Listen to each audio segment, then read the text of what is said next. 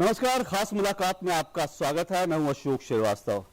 भारत की surgical strike के बाद भारत पाकिस्तान संबंधों को लेकर और इस पूरे क्षेत्र में जो कुछ घटनाएं घट रही हैं उस पर पूरी दुनिया की निगाहें लगी हैं। और एक व्यक्ति जिस पर सबसे ज्यादा बात हो रही है और एक व्यक्ति जो सबसे ज्यादा इस विषय पर बोल रहे हैं वो और कोई नहीं, वो तारिक फतेह साहब हैं। तारिक फतेह साहब पाकिस्तानी मूल के कैनेडियाई लेखक पत्रकार हैं और खास मुलाकात में आज हमारे साथ हैं।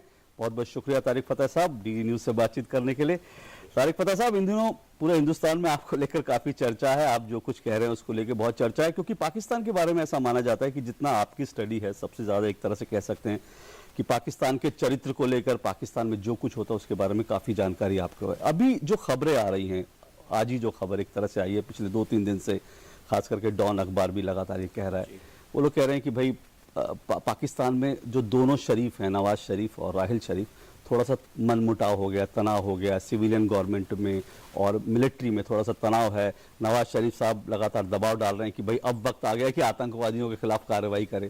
ये जिसे हम शैडो बॉक्सिंग कहते हैं या नूरा कुश्ती पंजाबी में हम कहते हैं, ये वो है कि खबर आप नवाज शरीफ साहब ने एक जर्नलिस्ट की लगवा दी कि साहब हमारा आदमी जो है इस वक्त टफ चल रहा है। एक शरीफ खुश, दूसरा भी खुश, इसमें क्या फर्क पड़ता है। फौज ISI runs the country, Pakistan state ही उनकी कब्जे में है।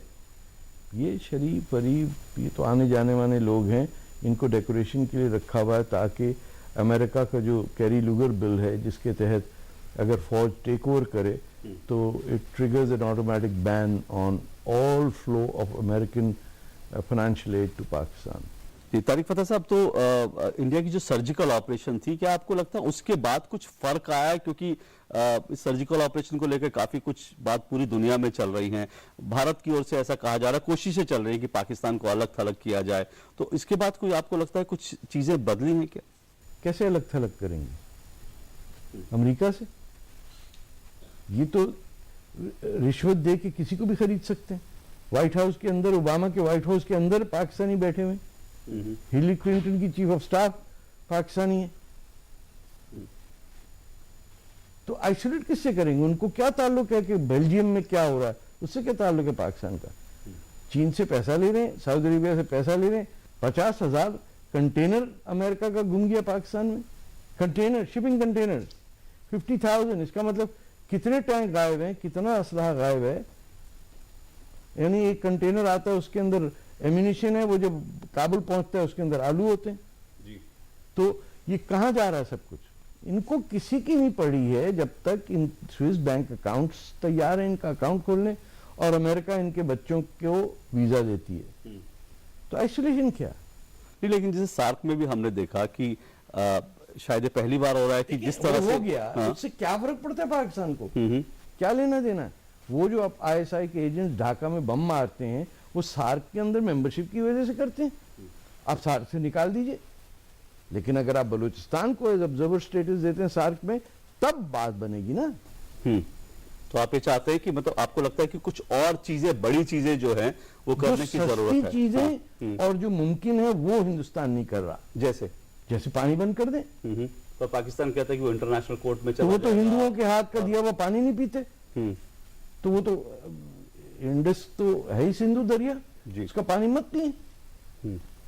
हिंदुस्तान से ही आता है ना वो पानी, आपका पानी है, बंद कर दें। और सर्जिकल स्ट्राइक को लेकर जैसे मैंने, आपको लगता है कि क्या ये इंडिया का एक सही मूव था भारत ने जो किया? देखिए ना, मैं मिलिट्री पर्सन हूं ना कुछ, मुझे ये पता है कि साइकोलॉजिकली 1000 साल के बाद हिंदुस्तान में किसी शख्स ने या हिंदुस्तान के लोगों ने ये देखा कि जैसे थप्पड़ पड़ा उससे 2 थप्पड़ वापस मार दिए। अब तक तो यही था ना कि अच्छा बाबर आया, अच्छा आ जाने दो, तैमूर आया, भाई चला जाएगा वापस, मुगल आ गए बैठ गए, खैर वो तो हिंदुस्तानी थे सारे, लेकिन पाकिस्तान बना, अच्छा बन जाने दो। ये तो पहली दफा हुआ है कि इंडिया ने कहा बहुत हो गई, आपसे तो कट गया ना, दरिया इंडस, मोहनजोदारो, हड़प्पा, तक्षशिला सब आपसे छिन गया। आपने ऐसा ही है जैसे मुसलमानों से मक्का छिन जाए, तो यहाँ तो उफ भी नहीं हुई। तो इस दफा साइकोलॉजिकली इंडियन साइकी जो है उसने महसूस किया कि बस अब बहुत हो गई, अब राजा ये जो पोरस है वो मार के दिखाएगा। ये पहली दफा हुआ। तो आपको लगता है कि ये एक सही मूव था और इससे साइकोलॉजिकली जो एक वॉर अगर है तो फिर आपको लगता है कि नहीं, ये हिंदुस्तान पाकिस्तान पे कोई फर्क नहीं पड़ा, पाकिस्तान में फर्क नहीं पड़ा। हिंदुस्तान पे फर्क पड़ा है कि हिंदुस्तान के अवाम, हिंदुस्तान की जो आम किसान है या गरीब लोग हैं जो ऑटो चलाते हैं, जो वर्किंग क्लास लोग हैं, उनमें पहली दफा एक वो आई है कि ये नहीं कि जो चाहे हमको पीट के चले जाए। तो आपको क्या लगता है इलाज क्या है, क्योंकि पाकिस्तान को आपके भी लेकर गुंडे होने चाहिए। हाँ हाँ आप किसी को भेज दीजिए, 10-20 करोड़ के अंदर 2-4 सैयद सलाउद्दीन आपके पास मिल जाएंगे। नहीं, पर भारत तो शायद इस नीति पर नहीं चल सकता ना, तो इलाज क्यों नहीं चल सकता? ये इलाज यही है, पानी बंद कर दें, ट्रेड बंद कर दें। एक बात और जो इसी संदर्भ में कह रहा हूं कि जो कुछ अभी जो डेवलपमेंट्स हुई और अभी जो एक खबर और आई थी कि वहां से हम देख रहे हैं पीओके से बहुत सारी आवाजें उठ रही हैं। वो लोग साफ तौर पे कह रहे हैं कि भाई जो आईएसआई है, पाकिस्तानी सेना है, वो हमारे बच्चों को जो है आतंकवादी बना रही है। वो कह रहे हैं कि वहां से जो है जितने टेररिस्ट कैंप हैं वो निकलने चाहिए, हटने चाहिए। तो इस तरह की आवाजें पहली बार शायद सुनाई दे रही हैं। आपको लगता है कि ये चीजें दुनिया नोट करती है क्या? क्योंकि दुनिया नहीं नोट करती सर। देखिए, कुछ ही आवाजें बनावटी हैं। वहां की पॉपुलेशन कश्मीरी है ही नहीं, सब कोई कश्मीरी नहीं मौजूद है। आप पूरे पाकिस्तान में और पूरे पाकिस्तान ऑक्यूपाइड कश्मीर में मुझे एक आदमी बता दीजिए जो कश्मीरी जबान बोलना जानता हो। आपने 70 साल में वो कल्चरल जेनोसाइड किया है कि ना जबान रही ना जबान के बोलने वाले रहे। तो वहां पे भी सेटलर सारे पंजाब के हैं। वो कहें ना कहें, दैट्स नॉट द इशू कि निकल जाओ। आपकी पोजीशन फर्म होनी चाहिए कि आपकी सरजमीन पे चीन और पाकिस्तान की फौज क्या कर रही है और कैसे हिंदुस्तानी हैं जो आराम से बैठे हुए हैं। अच्छा ठीक है, आ गए तो आ गए, कल निकल जाएंगे, कोई नहीं जाता। लेकिन जिस तरह से आप कड़े कदमों की आप मतलब तरफ मैं तो से आसान काम कर रही हूँ जिसमें खर्चा कुछ नहीं है, जी जी जी ना जान जाएगी, ना कुछ इजी मेथड होना जिसमें ब्यूरोक्रेट इन्वॉल्व ज्यादा ना हो। इसमें तो आपके यहाँ तो फाइलिंग खुल जाती है ना, कॉन्फ्रेंस शुरू हो जाती है, कंसल्टेशन, एडवाइजर, ये सब अलग रखें। आपके प्राइम मिनिस्टर बहुत समझदार आदमी, क्लियर हेडेड शख्स है, he knows how to focus on things and he did it. लेकिन मैं वही कह रहा हूं, जब जिस तरह के मान लीजिए कड़े कदमों की आप बात, कुछ जो इशारा आप कर रहे हैं, भारत के साथ तो ऐसा भी होता है। कश्मीर की अगर बात करूं तो पैलेट गन चलती है तो बहुत इंटरनल पॉलिटिक्स में बहुत ज्यादा आवाजें उठने लगती है। सर हैंडल लोग कहते हैं कि ठीक, आपने मेरी बात सुनी। इसमें पाकिस्तान एक जो शरीर आदमी होता है उसका काम है, जो शैतानी नीयत रखता है वो तो करेगा, लेकिन जो नेक नीयत के लोग हैं जिनकी सरजमीन है, जिस हिंदुस्तान को कश्मीर से कैसे आप पैदा करेंगे? मतलब कि कल परसों तो नहीं शुरू हुआ, लेकिन जब पाकिस्तान ऑक्यूपाइड कश्मीर पे लोकसभा में सीटें नहीं रखी आपने, तो फिर आपका क्या क्लेम है कश्मीर पे? स्टेप ए उठाएंगे ना, बी होगा। तो पिछले 70 साल से आप डिफेंसिव खेल रहे हैं, फुल टॉस पे भी आप फ्रंट फॉरवर्ड जाते हैं टिप्पा लेके, इस पे छक्का मारो, उसे छक्का मारिए, डर किस बात का है सर? तो आप कह रहे हैं कि मतलब पिछले 70 सालों में सीटें देखें आप रखिए, क्यों नहीं रखी नेहरू साहब ने, क्यों नहीं रखा इंदिरा गांधी ने, क्यों अटल बिहारी वाजपेयी की गवर्नमेंट में नहीं? कितने आए कितने गए प्राइम मिनिस्टर? किसी ने बात की कि भाई अगर ये हिंदुस्तान का हिस्सा है तो यहाँ के लोकसभा के मेंबर कहाँ हैं? उस बारे में कुछ डेवलपमेंट्स चल रही हैं। आपको लगता है कि ये जो सोच है, जिस तरह से भारत ने बलूचिस्तान के इशू को उठाया, जिस तरह से ये सारी बातें हुई, आपको लगता है ये एक सही डायरेक्शन है? बिल्कुल, पॉलिटिकली आपको बिल्कुल सही डायरेक्शन है। ये जैसे क्रिकेट में कहते हैं ना, लाइन एंड लेंथ बिल्कुल सही पड़ रही है। जो पिछले कुछ दिनों डेवलपमेंट्स हुए हैं वो एक सही लाइन और लेंथ पर है। इसके बारे में और भी पूछेंगे, क्योंकि तारिक फतेह साहब पूरी दुनिया भर में एक तरह से कह सकते हैं बलूचिस्तान में जो मानवाधिकारों का उल्लंघन हो रहा है उसको लेकर भी लगातार आवाज उठा रहे हैं। उस बारे में भी तारिक फतेह साहब से बात करेंगे, लेकिन इस छोटे से ब्रेक के बाद।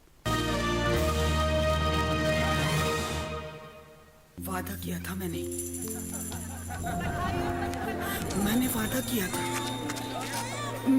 किया था वादा किया था मैंने। सुरक्षा जो मिले माँ के दूध और तन की गर्मी से पहले घंटे में, देर की तो बच्चे की जान को हो सकता है लगभग 1.5 गुना ज्यादा खतरा। तुझसे वादा रहा पहले घंटे की सुरक्षा का। गवाह कौन? ये गवाह जी, पूरा किया ना मैंने वादा।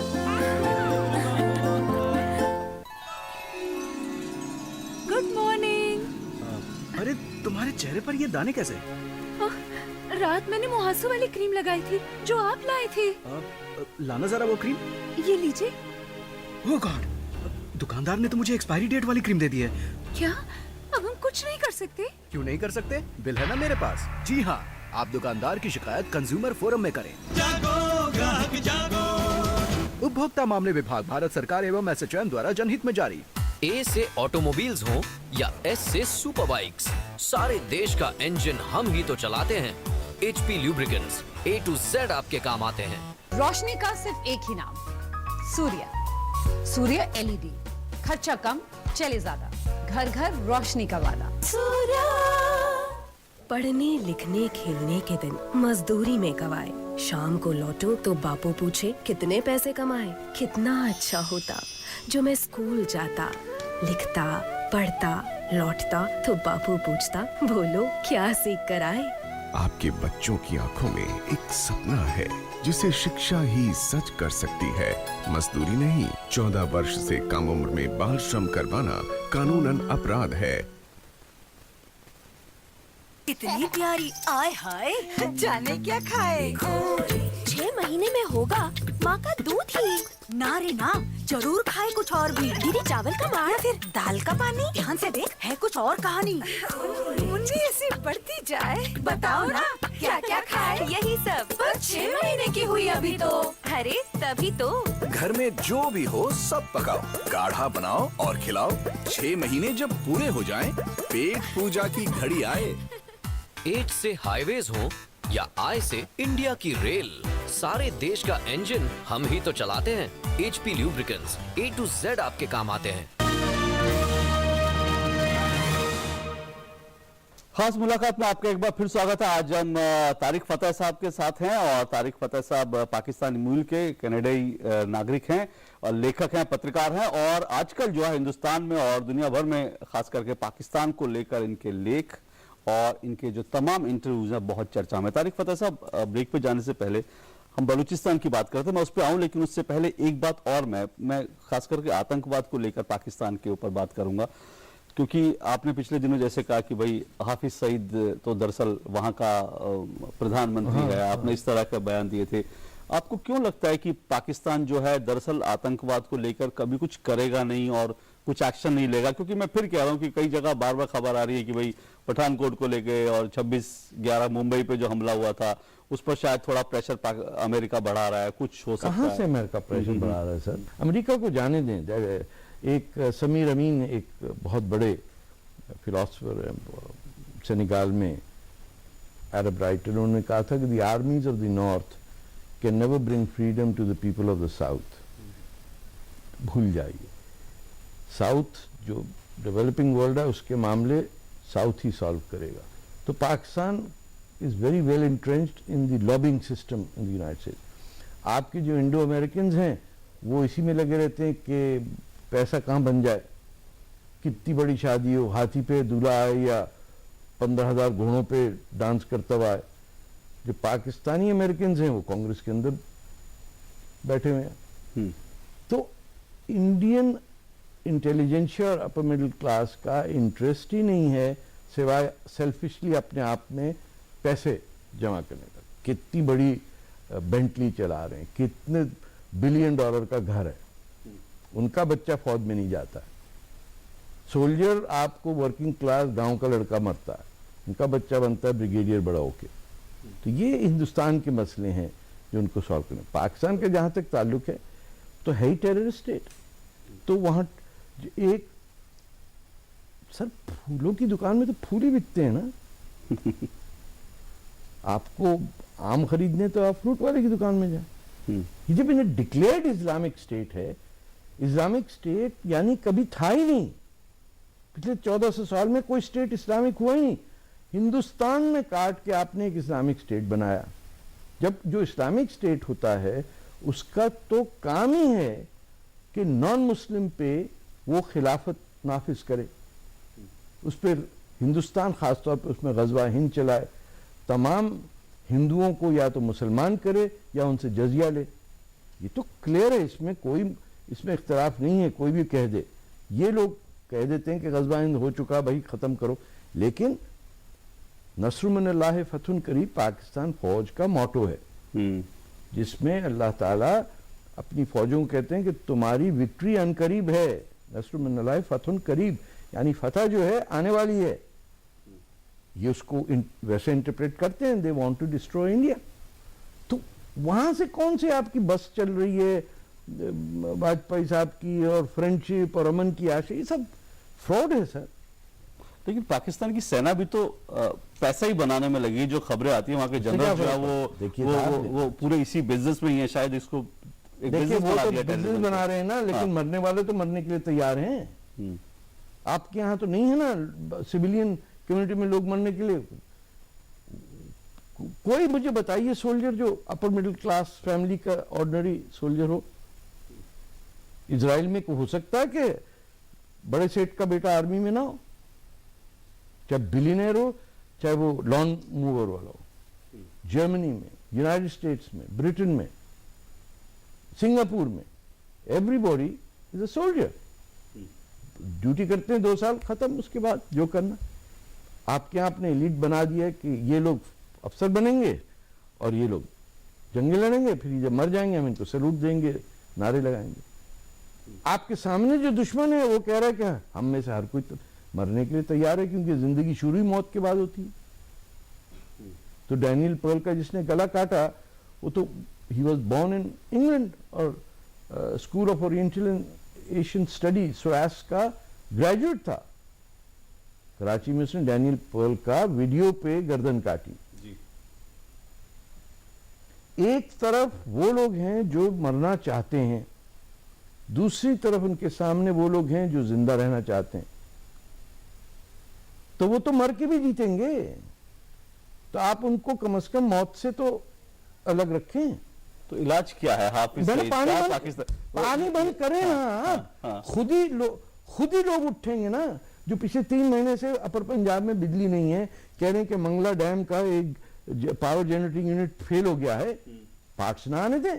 आपको किसने कहा सीमेंट इंपोर्ट करें पाकिस्तान से? सारा सीमेंट जो इंडिया में इंपोर्ट होता है वो पाकिस्तान फौज की फैक्ट्रियां करती हैं। इसमें क्या दिक्कत है कि बोल रहे खत्म, रोड बंद। 65 to 1979 रोड बंद थी ना जी। आपकी तो खैर उम्र कम है, बट 1964 तक हिंदुस्तान के अखबार कराची में आया करते थे, पढ़ते थे हम भी स्कूल कॉलेजों में। 1965 सितंबर 1 से trade communication flights drop till 1978। इस बार क्रिकेट टीम कपिल देव की आई थी पाकिस्तान टूर पे, अब फिर बंद कर दिए।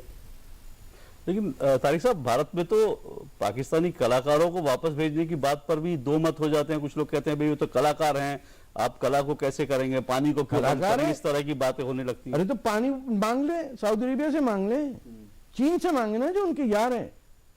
हमसे दुश्मनी भी करेंगे, हमसे पानी भी मांगे। चलिए तारिक साहब, मैं बलूचिस्तान की बात करता हूँ, क्योंकि ये एक ऐसा मुद्दा है जिसको आपने कहा कि भारत ने सही दिशा में, आप दुनिया भर में घूमे हैं और बलूचिस्तान में जो मानवाधिकारों का उल्लंघन हो रहा है उसको लेकर आपने काफ़ी प्रदर्शनों में आप शामिल हुए हैं, लोगों का समर्थन जुटाने की कोशिश कर रहे हैं। ओवरऑल दुनिया भर से किस तरह के रिएक्शंस हैं? पता ही नहीं किसी को। देखिए, अट्रॉसिटीज ये तो हम बर्दाश्त कर लेंगे। पाकिस्तान फौज ने 30 लाख बंगालियों को मारा था, वो भी हमने सह लिया। उनकी जो आह है वो लगेगी इनको। अभी तो 30 लाख जिनको मारा उनमें से 1 लाख की आह लगी पाकिस्तान पे। 29 लाख और पड़े हुए हैं जिनकी एक एक जाके ऊपर वाला लेगा पाकिस्तान को, वो जूते पड़ने वाले। ऐसे अंधेर क्या कहते हैं ऊपर वाले, देर है अंधेर नहीं है। तो अभी जरा देखिए आगे आगे क्या होता है। बलूचिस्तान का मसला दूसरा है बांग्लादेश से। बलूचिस्तान एक आजाद मुल्क था, बांग्लादेश जो ईस्ट पाकिस्तान उसी ने पाकिस्तान बनाया था। तो वहां लेजिटिमेसी और कॉन्स्टिट्यूशनल लॉ आपके मुक्ति बाहिनी और हिंदुस्तान के फेवर में नहीं था। यहां पे कानूनी लड़ाई है हमारी। एक आजाद मुल्क जिसका कैपिटल था, जिसका कॉन्स्टिट्यूशन था, अपर हाउस था, लोअर हाउस था, प्राइम मिनिस्टर था, क्या कहते हैं स्टेट मोनार्की थी 700 साल से, उसके बाद पाकिस्तान फौज ने हमला करके कब्जा कर लिया। हम तो कह रहे हैं कब्जा एंड करो। ये ह्यूमन राइट सिर्फ का इशू नहीं है, ये जो कहते हैं ह्यूमन राइट वायलेशन, अरे ह्यूमन राइट वायलेशन और पाकिस्तान तो सिनोनिमस चीज है। ह्यूमन राइट वायलेशन तो उस दिन हुई जिस दिन मोहम्मद अली जिन्ना ने अपनी बेटी को आग कर दिया, और अपनी वो बहन जो इंग्लिश नहीं बोल सकती थी, सारी जिंदगी नहीं दिखाया किसी को। जब फातिमा जिन्ना मरी तब शिरीन बाई निकली। तमाम वो रिश्तेदार जो गुजराती बोलते थे, जिन्होंने ने कहा ये मैं जानता ही नहीं हूं, इनकी वजह से मुझे शर्म आती है। ह्यूमन राइट्स उनके वायलेट हुए, तो पैदा ही ये मुल्क बना ही ह्यूमन राइट वायलेट करने के लिए। हम तो कह रहे हैं कि बलूचिस्तान का आपसे ताल्लुक नहीं है, आप अफगानिस्तान पे कब्जा करना चाहते हैं। इनका बस चले तो अफगानिस्तान पे कब्जा इन्होंने ट्राई किया ना तालिबान के थ्रू, तो 1948 में इन्होंने फौज भेज के, वो टिक्का खान कर्नल थे मेरे ख्याल से उस वक्त, जो बुचर बंगाल था वो बुचर बलूचिस्तान भी हुआ। हमारी सीधी बात है, एंड दी ऑक्यूपेशन। बलूचिस्तान है, कुर्दिस्तान है, वेस्टर्न सहारा है, वेस्ट पापुआ, ये दारफूर है, ये तमाम वो मुल्क जिन पे मुसलमानों ने कब्जा किया हुआ है, उनकी आवाज कोई नहीं सुनता।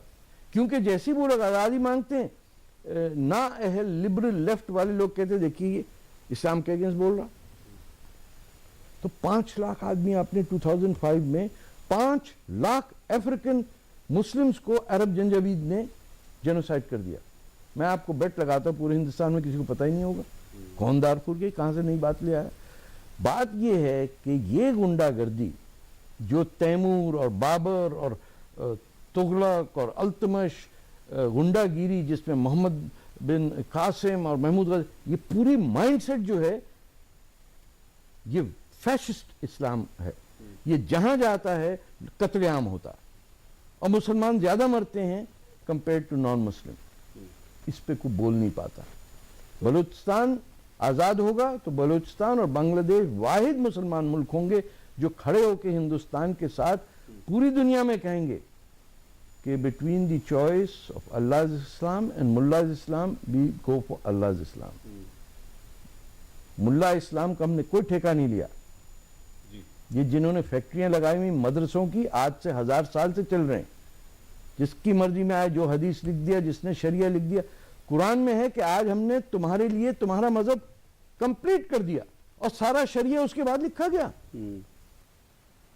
पर तारिक साहब, आपको लगता है कि बलूचिस्तान की जो बात चल रही है, बलूचिस्तान जाहिर तौर पर एक अलग मुल्क बनाने की एक लड़ाई चल रही है, आपको लगता है, कुछ लोग कहते हैं पाकिस्तान का जो सही इलाज है वो यही है कि बलूचिस्तान एक अलग मुल्क बने, और अब तो सिंध में भी जो आवाज उठ रही है, लेकिन जिस दिन बलूचिस्तान अलग मुल्क हुआ पाकिस्तान खत्म हो जाएगा। ये वो हजारबंद है या नाला है जिसको कैंची से काटेंगे पजामा खुद ही गिर जाएगा। वहीं शर्म से ही डूब के मर जाएंगे ये पंजाबी मुसलमान जो अपने आप को अरब समझते हैं। ये तो अपनी मादरी जबान नहीं बोलते सर किसी के सामने शर्मिंदा होके। उस दिन टीवी पे एक आई हुई थी खातून, उन्होंने कहा मैं पंजाबी, मैंने कहा बोल के बता दीजिए। She couldn't get to speak it, क्योंकि पूरी जिंदगी कहा है कि किसी के सामने पंजाबी मत बोलना, लोग कहेंगे गंवार आदमी। तो अपने दुश्मन की जबान अपनी जबान बना ली। उर्दू उनके चचा ने बनाई थी। यूपी और बिहार इधर की जबान लखनऊ की, उसको लेके सिंध में आपने नाराज कर दी और ढाका में।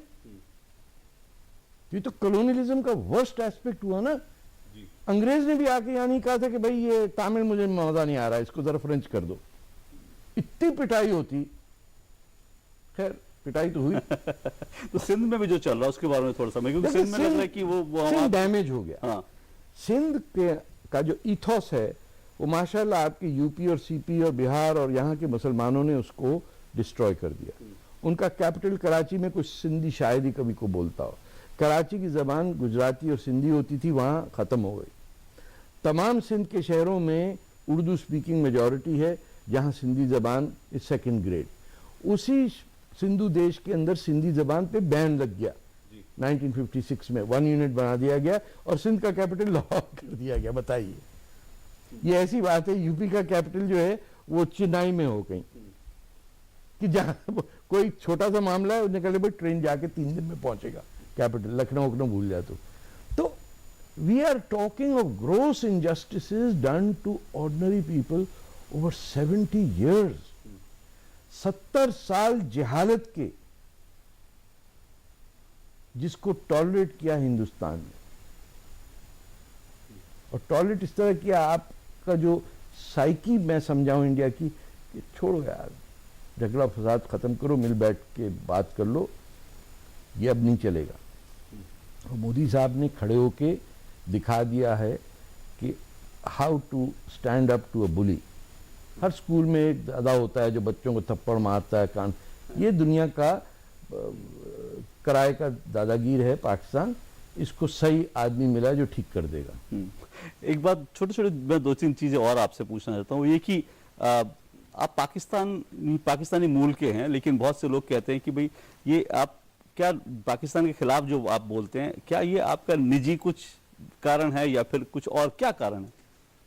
पाकिस्तान मुल्क हो तो मैं उसके अगेंस्ट हूं ना। ये तो इट इज, क्या पाक कोई लोग हैं क्या? अफगानिस्तान के लोग हैं, कजाकिस्तान कजाकों का है? आपके ताजिकिस्तान ताजिक लोगों का है, तो पाक कौन लोग हैं? तो मुल्क ही नहीं है सर।